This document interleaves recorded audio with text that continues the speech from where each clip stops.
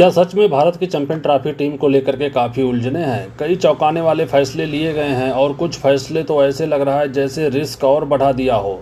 जैसे कि 5 स्पिनरों का चयन, जब दुबई जैसे स्थल पे तेज गेंदबाजों को ज़्यादा सफलता मिलती है, लेकिन प्रबंधन ने वरुण चक्रवर्ती को उनकी हालिया फॉर्म के आधार पर टीम में रखा और उनकी गेंदबाजी को लेकर के एक उम्मीद जताई है, जबकि कुलदीप यादव जैसे स्पिनर को बाहर रखने का खतरा लिया है।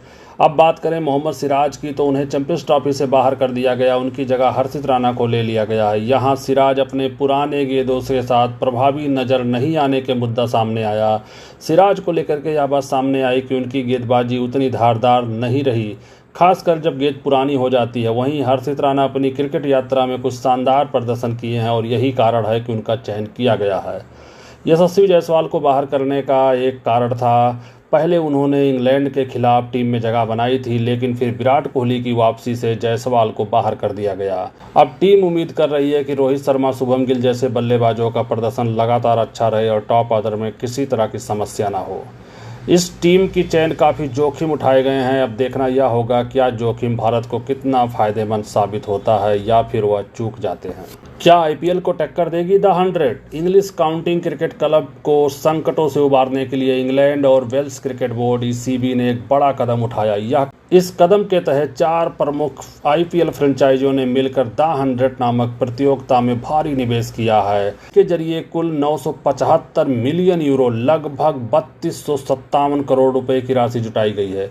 Reliance industry, GMR group, Sanjeev Goenka का आरपीएसजी और सन टीवी जैसे दिग्गज निवेशक अब इंग्लैंड की इस फ्रेंचाइजी लीग में शामिल हो गए हैं। इन चारों ने मिलकर के कुल 300 मिलियन का निवेश किया है, जो कि इस निवेश का लगभग 30% है। इसी के साथ नामी अमेरिकी टेक्नोक्रेट जैसे सत्य नडेला, सुंदर पिचाई, शांतनु नारायण रेड्डी वाले और कई बड़े निवेशकों ने इस लीग में निवेश किया है। इससे इसकी प्रतिष्ठा और बढ़ गई है। इसके अलावा अन्य प्रमुख निवेशक जैसे चेल्सी के मालिक टोड बोहाली ने भी इस फ्रेंचाइजी प्रतियोगिता में हिस्सा बने हैं। द 100 का यह अनोखा क्रिकेट प्रारूप, जिसमें प्रत्येक टीम 100 गेंदों का खेल खेलेगी, अब आईपीएल जैसी दिग्गज प्रतियोगिता को चुनौती देने के लिए तैयार है। जब इतना पैसा और इतने बड़े नाम इस लीग में शामिल हो गए हैं, तो सवाल उठता है क्या आईपीएल को टक्कर दे सकता है।